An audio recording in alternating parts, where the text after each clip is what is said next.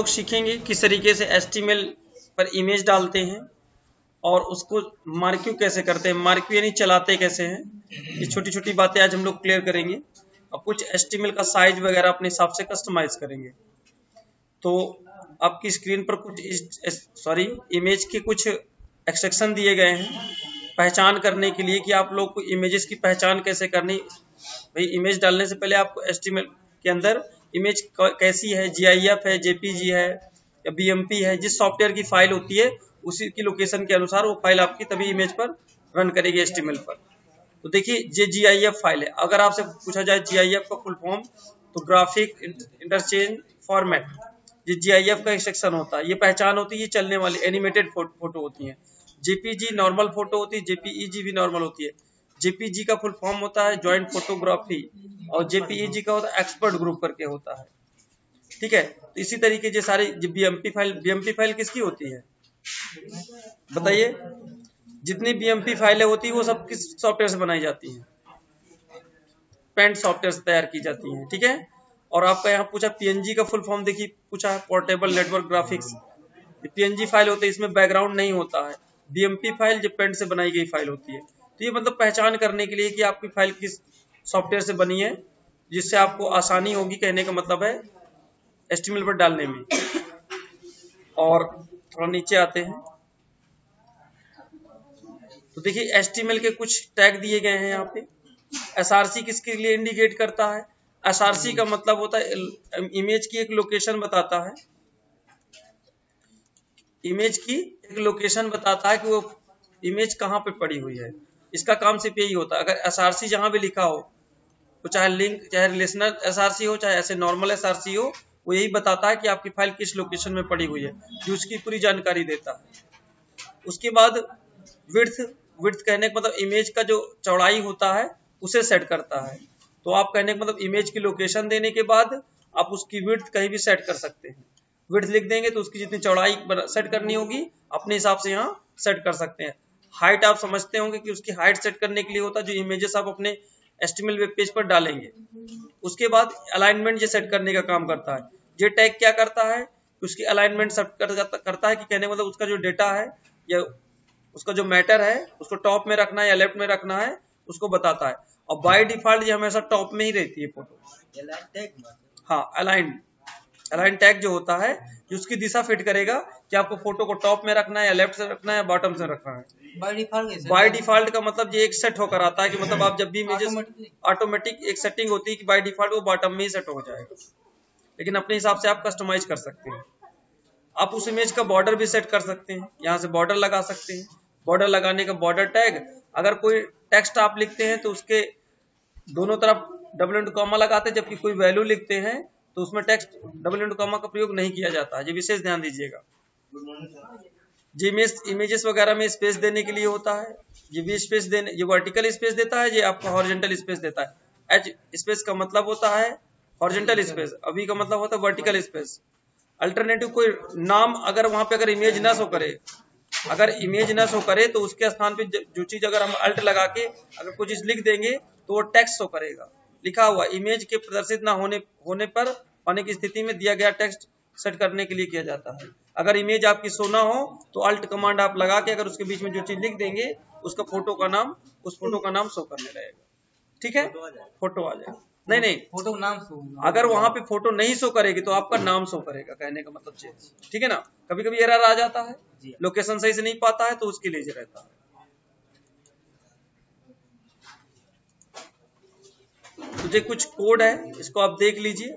Marquee के बारे में आप समझ लीजिए थोड़ा सा, इससे आपको थोड़ा थोड़ा आइडिया हो जाए। नीचे ट्रैक करिए। यहाँ ये मार्क्यू होता है। मार्क्यू एक कहने का मतलब दिशा होती है कि टेक्स्ट की दिशा या किसी पिक्चर्स की दिशा वो किस तरफ आपको चलाना है, तो जो उसको इंडिकेट करता है यहाँ से। और ये विड्थ उसकी सेट करता है, मार्क्यू की विड्थ कितनी चाहिए, मार्क्यू की हाइट कितनी चाहिए। डायरेक्शन, मार्क्यू डायरेक्शन चलाने की दिशा होती है टेक्स्ट की, किस तरफ चलाना, राइट या लेफ्ट, जिस तरफ चलाना है। और उसको चलाने के कई तरीके होते हैं। बिहेवियर अल्टरनेटिव होता है, स्क्रूल होता है, स्लाइड होता है, ये सारे टैग होते हैं। आप उसका बीजी कलर भी दे सकते हैं चलाते वक्त, मतलब बैकग्राउंड का कलर भी दे सकते हैं, और हॉरिजॉन्टल स्पेस भी दे सकते हैं और वर्टिकल स्पेस दे सकते हैं। तो इनका छोटा छोटा प्रैक्टिकल है जो कि हमें करना है। ठीक है, तो इतनी चीजें हम लोग आज क्लियर करते हैं।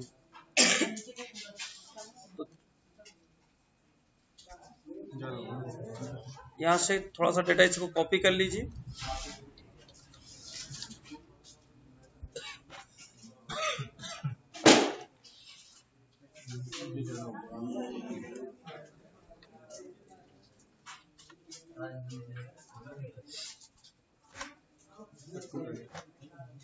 ठीक है, तो इसकी थोड़ा सेटिंग कर लीजिए अच्छे से। इस इमेजेस को यहाँ से हटा दीजिए, जो बहुत बड़ी लोकेशन की इमेजेस है। आप इसको यहाँ अपने हिसाब से कस्टमाइज कर लीजिए।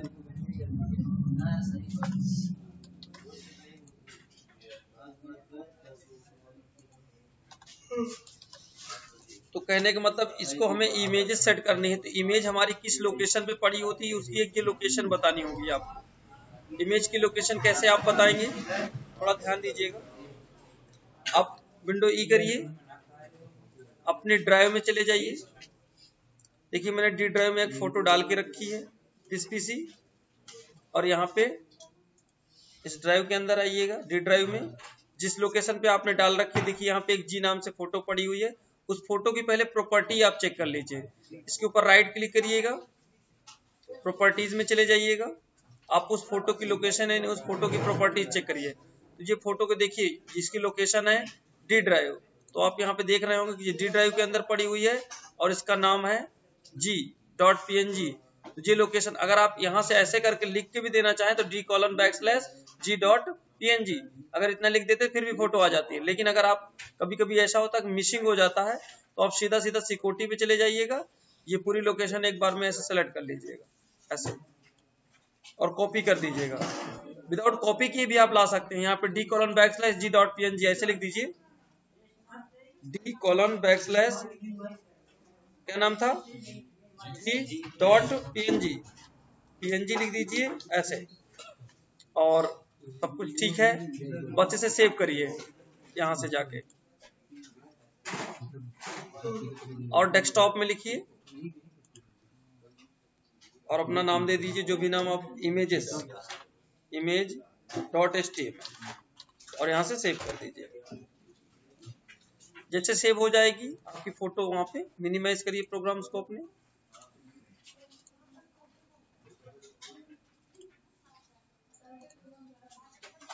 आप देखिए आपकी फाइल जो img नाम से हम लोगों ने अभी सेव की, इमेज के नाम से सेव किया है, वो कहाँ पे है, जे पड़ी हुई। ठीक है, देख लीजिए आपकी इमेजेस आ गई, समझ में आया। इस तरीके से एक इमेजेस को हम लोग सेट कर पा रहे हैं। लेकिन अगर हमें इसकी डायरेक्शन, इसको और खूबसूरत तैयार करना है, तो मैंने आप इमेज का साइज वाइज सेट करना है। भाई साइज तो छोटा लग रहा है, बहुत बड़ा लग रहा है, लेकिन इसको बड़ा करना है। तो इसी के पास स्पेस करिए, यहाँ लिखिए विड्थ, और कितनी साइज चाहिए कोई वैल्यू देते हैं तो 200 कर दीजिए, थोड़ा स्पेस करिए,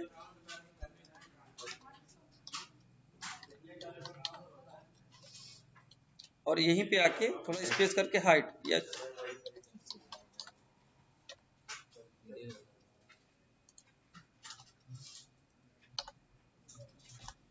मीनिंग डिफरेंट नहीं होनी चाहिए। अगर मीनिंग डिफरेंट हुई तो नहीं लेगा।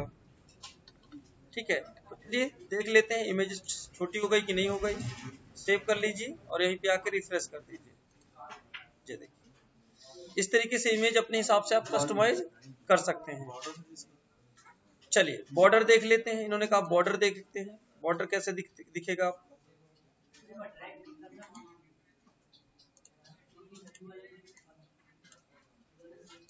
यहाँ देखिए बॉर्डर लगा हुआ है, आप स्क्रीन पर देख पा रहे होंगे इसका, लेकिन जो साइज वाइज है वो कम ठीक लग रहा है। तो इसको आप 10 कर दीजिए और यहाँ से सेव करके रिफ्रेश करिए और अपना पेज खोलिए और इसे यहाँ से रिफ्रेश कर दीजिए। ये देखिए बॉर्डर लगा। ठीक है। अब हम चाहते हैं कि इसको थोड़ा सा और बड़े साइज में करके इसमें डायरेक्शन दें मार्क्यू की, तो वो विशेष आप ध्यान दीजिएगा। बॉडी टैग के जस्ट नीचे ही सब कुछ लिखा जाएगा। इसमें लिखिए मार्क्यू direction equal double inverted comma. हम चाहते हैं इसकी डायरेक्शन आपकी तरफ चले ऐसे, और जैसे ही नीचे आके हम लोग यहाँ पे बॉडी के पास मार्क्यू क्लोज कर देंगे।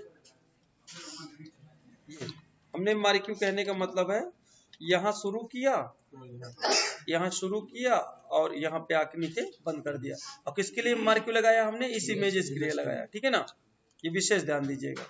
इसके वर्ड के लिए भी मार्क्यू लगाया, हाँ टेक्स्ट के लिए भी लगाया जा सकता है, लेकिन अभी ध्यान दीजिए, पहले ये टॉपिक को हम खत्म कर लें फिर पूछिएगा। इसके बाद आप इसी की कॉपी कर लीजिए। इसको पहले साइज बढ़ा लीजिए, साइज थोड़ा सा बड़ा कर लीजिए, थोड़ा सा बड़ा करना पड़ेगा इसलिए अच्छा दिखना चाहिए।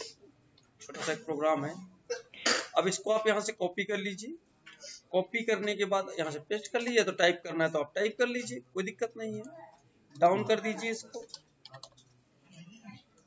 और इसको फाइल में जाके सेव करिए, और सेव करने के बाद यहाँ से रिफ्रेश कर दीजिए। देखिए एक छोटा सा प्रोग्राम इस तरीके से बना सकते हैं।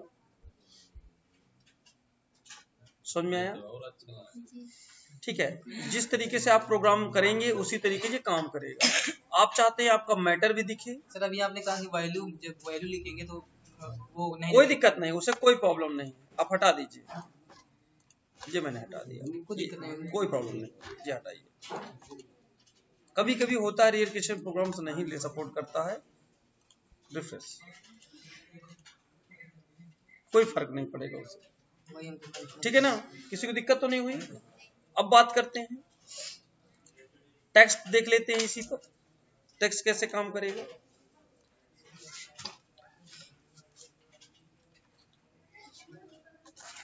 यहां पे लिखिए अपने सेंटर का नाम,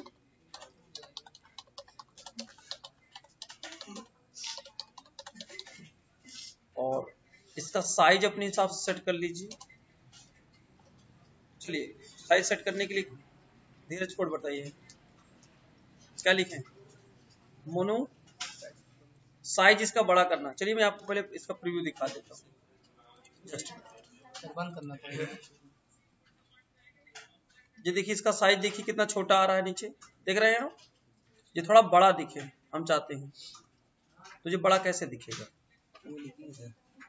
बताइए, क्या कोड लिखें?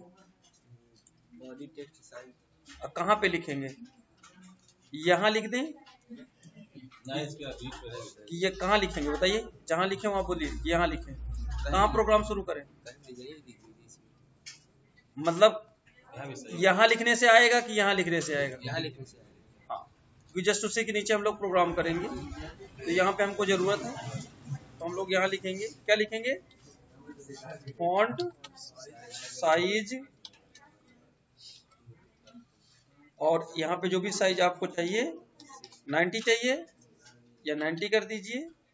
और यहाँ पे आके इसका हमें फॉन्ट फेस ना सेट करके इसका कलर देना हुआ तो कलर किस में जाएगा? टेक्स्ट के अंदर जाएगा, क्योंकि एक ये टेक्स्ट है। कौन सा कलर हो? रेड हो। बस सेव कर। अब बंद करना जरूरी है, क्योंकि बंद नहीं करेंगे तो प्रोग्राम एरर माना जाएगा। फिर आएंगे चेक करेंगे, अगर गलती करेंगे तो सुधार भी करेंगे। और यहां से सेव कर लीजिए। देखिए समझ में आया? तो आज हम लोगों ने इमेज बनाना और कहने का मतलब है टेक्स्ट को ऐड करना सीख लिया है, और मार्क्यू एक साथ क्लियर कर लिया, ठीक है ना। सबको समझ में आ गया है? अब तो दिक्कत नहीं है।